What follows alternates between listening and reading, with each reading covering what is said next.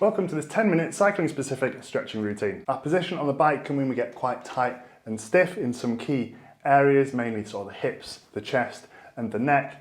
This routine is going to be great to open us up a little bit and be perfect for a cool down straight after a ride or any point you've got 10 minutes free. So we're going to start at the top and work our way down. So just grab your right hand on the left hand side of your head and just gently pull your head towards the right. Just sit on your feet however is comfortable and just gently relax into the stretch. So this is going to stretch off the neck muscles a little bit just at the top. Big deep breaths. Just relax into the stretch over 30 seconds. Always wanting to take big deep breaths throughout the whole of the session. If you're holding your breath, it's probably too intense, so just relax a little bit. Then just change sides, 30 seconds on the other side, left hand on the right side of the head. Again, just relaxing into it. Big deep breaths. You can even point the opposite hand down to the floor just to intensify it a little bit. Should feel a nice pull on the side of that neck. A couple of seconds left. And then we're going to change. So we're just going to come out to the front, sitting on our bum, and then all we're going to be doing is just walking the hands back ever so slightly, keeping the chest up as high as we can. Just walking those fingers back. It's nice shoulder extension. Going to get pretty tight around the chest and around the shoulders, so this is going to open those up a little bit. Going to go for a minute on this one, so looking towards the ceiling or wherever your head's most comfortable. Just keep walking those fingers back little by little until you've found a good spot. You can feel it in your chest, in your shoulders. Try not to let the chest drop. Keep it up nice and tall. 20 seconds left on this one. And big deep breaths again.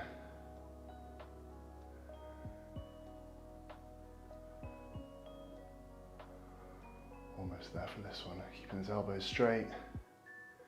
3, 2, 1, and relax there. Perfect. We're just going to come up onto the knees this time, and then all we're going to be doing is just leaning backwards again onto the hands, just pushing the hips up ever so slightly, just relaxing into this one. A little bit more, just going to move forward a little bit. Pushing those hips up, just leaning back. If you can, dropping the elbows down onto the floor. If not, that's fine. You might not be this flexible, that's completely cool. Main thing is the hips are up. Relaxing backwards. Big deep breaths again.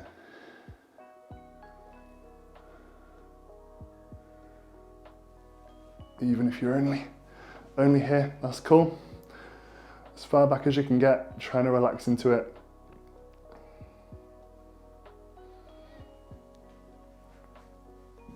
Almost there.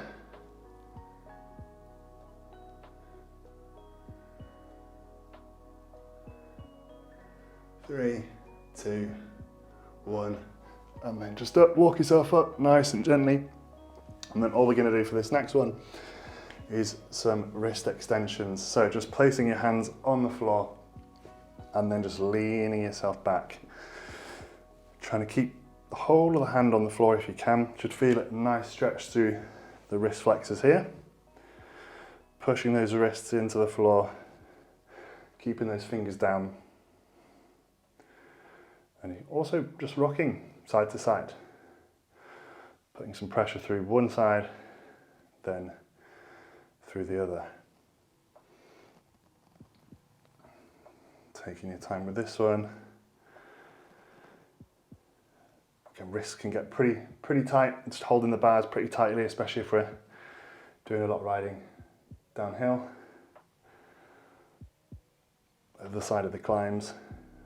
Gripping onto those bars for dear life. This is a nice one for that. Almost there again. And then relax there. So we're going to do for this one. Next one, hip flexors. Again, these are going to get pretty tight in this sort of hunched over position we have. So left leg forward, right leg back, and then just pushing the hips forwards ever so slightly. Try not to let yourself come too far forward so that your lower back rounds. Keep nice and tall, nice and upright. Squeeze your glutes Squeeze your core, try and keep your hips level, push as far forward as you can there. Nice stretch down the front of this back leg. And then all I want you to do now is just elongate that and then try and drop this left leg forward, left elbow to the floor, and then reaching up to the ceiling. Really feeling in that hip, stretching off the upper back as well with this one. Nice and slow, down to the floor, or as low as you can, doesn't matter how low you can go. Back up to the ceiling again. Again, take your time, there's no rush. And then changing sides. When you're ready, go for the right leg this time. Or other leg if you've already done the right leg. Again, just starting off with this upright position. Keeping those hips in one straight line. Imagine the hips are a bucket of water, not tipping the water out the front, arching the lower back, keeping everything nice and steady. Looking good. And then same again, we're just going to elongate that stance a little bit and then drop the right arm to the floor this time. Or as low as you can, and then reaching up to the ceiling, following your fingers with your eyes. You might find one side's tighter than the other. That's completely cool, completely normal. Nice. Big deep breaths again. 3, 2, 1, and relax out. So we're going to go into a little downward dog now. So all we're going to do, hands on the floor, up onto the toes, and then just walk yourself out to wherever's comfortable. And we're just rocking from side to side, straightening the knee, pushing alternating heels into the floor, just like so. You can walk your feet in if it's more comfortable. We're trying to keep the head through as well. Get that head through your arms, straight as you can.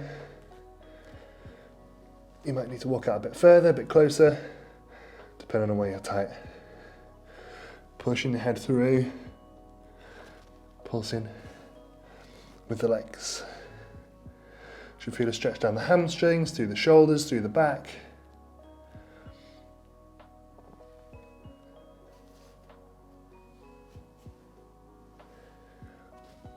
Three, 2, 1, and then just come down. And then all we're going to be doing for this next one, we're going to go 90 degrees with the front leg, 90 degrees with the back leg, and then we're just going to lean over this front foot, but keeping your chest up nice and tall. You should feel a nice stretch in this left glute here, just like so.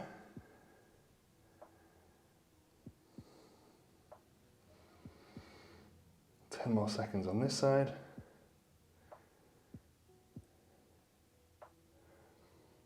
And then same position, we're just going over to the back leg. This leg might come up a little bit, that's fine. We're just leaning towards this back foot here, trying to spin ourselves around, use the hands for support. It should feel now a nice stretch in the inside of this back leg.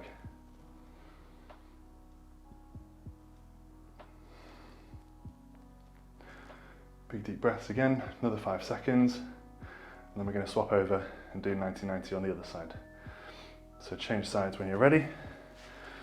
On the other side, and again we're going to start off on this front leg as we did before. So 90-90, knees at 90, hips at 90, then up nice and tall, leaning over this front leg, stretching out those glutes.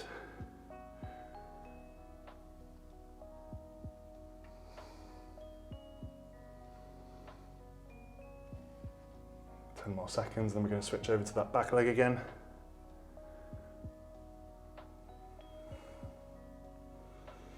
Three, 2, 1. Then support yourself with those hands. That leg might come up a little bit, that's fine.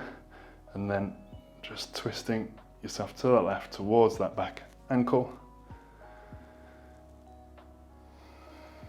Stretching the inside of the left hip.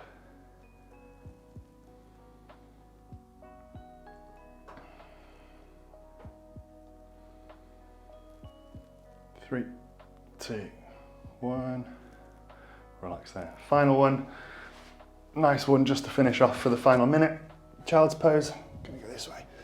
All we're gonna do for this one, hips above the knees, hands out in front, just pushing the head and chest through to the floor. I'm just gonna hold this one for a final minute. Always like to include just a really easy one, relaxed one at the end,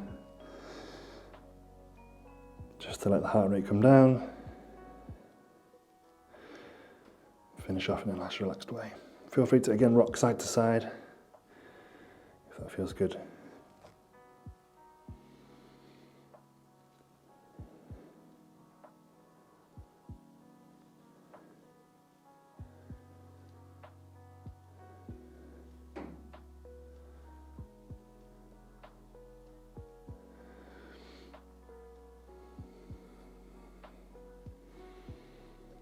Three, 2, 1, and relax that. Just coming up nice and gently.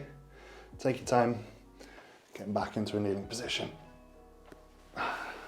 Thanks so much for watching. Hopefully you enjoyed that routine. Do check out this one here, which is a guided foam rolling routine. Foam rolling obviously great for recovery as well. But other than that, thanks so much for watching. Ride strong, and I'll catch you in the next one.